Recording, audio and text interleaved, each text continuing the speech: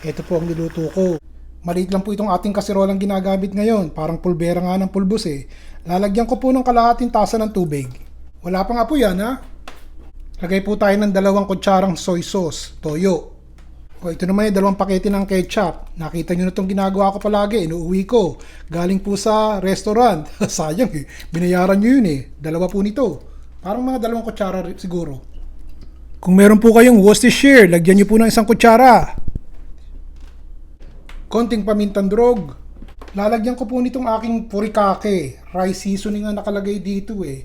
Pero kung wala po kayo ni Re, sandali, maglalagay tayo ng siguro 1 kutsarita lang, pampalasa. Ito na lang po ang lagay nyo, 1 kutsarang sesame oil. Pwede na po yan. Tapos lalagyan po natin ng 1 katamtamang laki ng sibuyas. O, yun. Bubuksan ko na po yung apoy. At hayaan natin kumulo at maluto po yung sibuyas. Takpan na natin.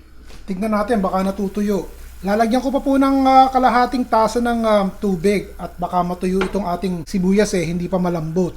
Yan. Diretso. Basta malambot na po yung dapat yung sibuyas. O, sandali. 5 minuto na po. Malambot na yung sibuyas. Papatayin ko muna sandali ha. At ililipat ko rito sa kabilang kalan. Hayaan po muna natin doon. O, ito naman ang harapin natin. Magpapainit po ako ng marami-raming mantika. O, yan. Painitin natin ha. Ito po ang ilalagay ko. Basta kahit anong isda po ang gamitin nyo, mga kaibigan. Ito pong aking fish fillet ay bacalao. Pero kung tilapia, mura-mura ng konti, o kahit na siguro hipon, yun na lang po ang gamitin nyo. Nilagyan ko po ng konting asin at konting paminta. Pagkatapos po niyan inilagay ko po sa harina. Pinagulong ko sandali. At eto naman ang ating isang binating itlog. Nilagyan ko rin po ng konting asin at konting paminta yung ating itlog habang binabati ko. Tsaka ko inilubog yung ating isda. Halo lang po ng konti. Ito po ang panghuli, mumu or breadcrumbs. Pagulungan nyo po yung isda at ilagay nyo sa isang pinggan. Inilagay ko muna sa refrigerator habang hinahanda ko po yung iba nating ricado para po maging sariwa.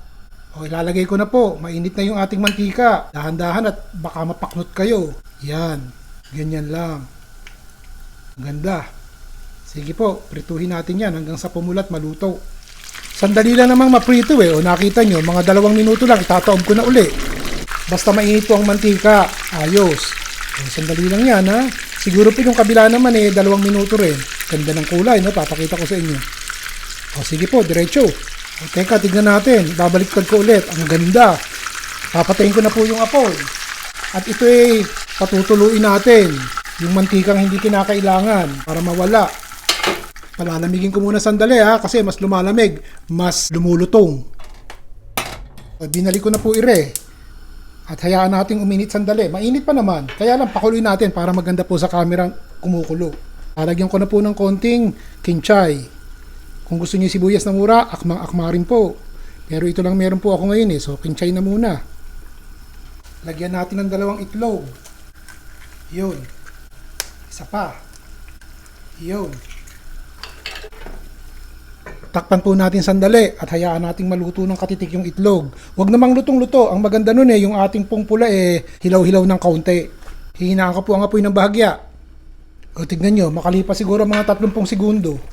Tsaka ako na po ilalagay itong ating isda sa ibabaw. Kung kakain na kayo. Yan. Magandang tignan, di po ba? Yun. Patong-patong na isda yung nasa ibabaw. Bago nyo po patayin, ilagyan natin ng konting kinchay sa ibabaw. Kung meron po kayong sesame seeds, lagyan natin ng maganda. Yung itim. Yung puti rin.